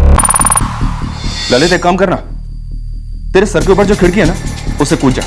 खिड़की के बाहर मेरे 2 आदमी थे, प्रॉमिस करते हैं तुझे निराश नहीं करेंगे।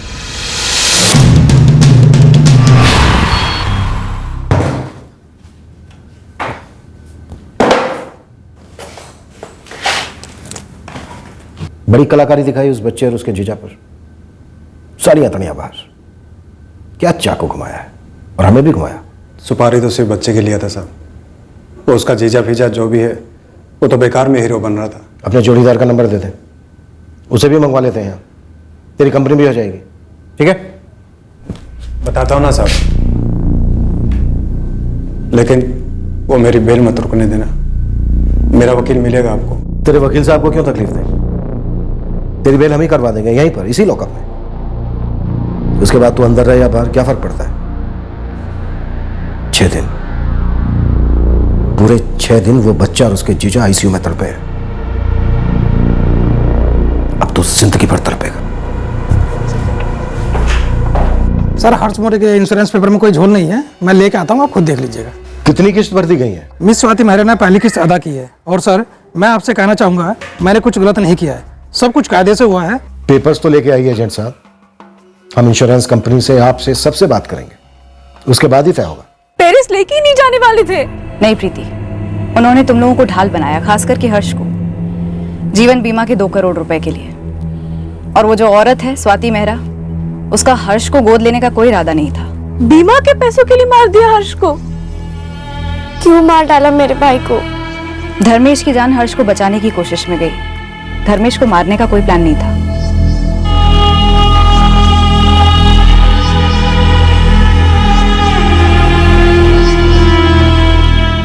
मनप्रीत जी, खुद विवेक ने हमें ये सब बताया। हमारे विवेक ने ऐसा किया? 6 लाख रुपए और पेरिस में जॉब, इसके लिए उसने 2 मासूमों को मरवा डाला।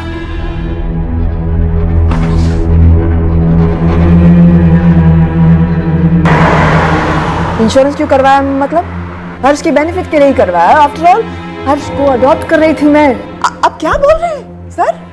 आप ऐसा ये वाहियात एलिगेशन लगा भी कैसे रहे कि मैंने इंश्योरेंस के पैसों के लिए अपने ही बेटे हर्ष को मरवाया? स्वाति मेहरा, गलतफहमी पाली तुमने और सनी ने भी कि फर्स्ट वर्ल्ड मुल्क में छुपकर बैठने की जगह मिल जाए तो इंडिया में तुम जो मर्जी जुर्म कर सकते हो, हम तुम तक कभी पहुंचेंगे नहीं। शट अप, बहुत सुन लिया मैंने। तुम्हारी ये थ्रेट्स, ये एलिगेशन मुझ पर असर नहीं करती। ऑलराइट, धमकियां मत दो मुझे। ये धमकी नहीं है, ये अगले कुछ दिनों का फोरकास्ट है तुम दोनों को। मौसम बड़ा खराब होगा, इतना खराब कि तुम अपने अपार्टमेंट में छुपकर बैठो, पेरिस के किसी मॉल, होटल या गली में शरण लो। आंधी आएगी, आंधी, और वहां से तुम्हें उखाड़कर सीधे हमारे कोर्ट में फेंक कर जाएगी। तुम्हारे डैड ने कहा था कि वो सब कुछ मैनेज कर लेंगे, वो ये पुलिस उनकी मुट्ठी में। एकदम मुट्ठी छोटी पड़ गई है पापा की। ये सब उस इडियट साले विवेक की वजह से हुआ है। ये सच एन इडियट। तुम्हें लगता है कि वो यहाँ तक पहुँच पाएंगे? नो ना, फ्रांस के लॉज और इंडिया के लॉज। हाँ, आप नहीं पहुंचेंगे, और पापा भी बेल पर बाहर निकल लेंगे।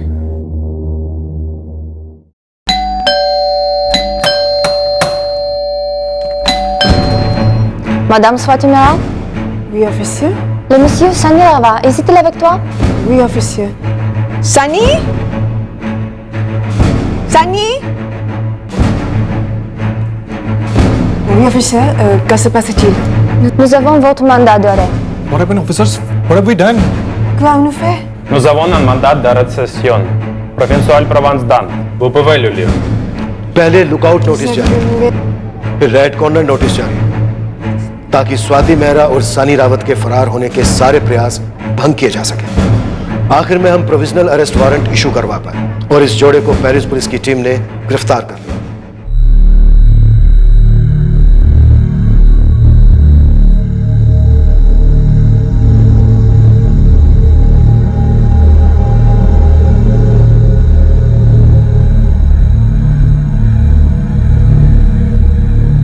हम इस केस को आखिरी पड़ाव तक लेकर ही जाएंगे।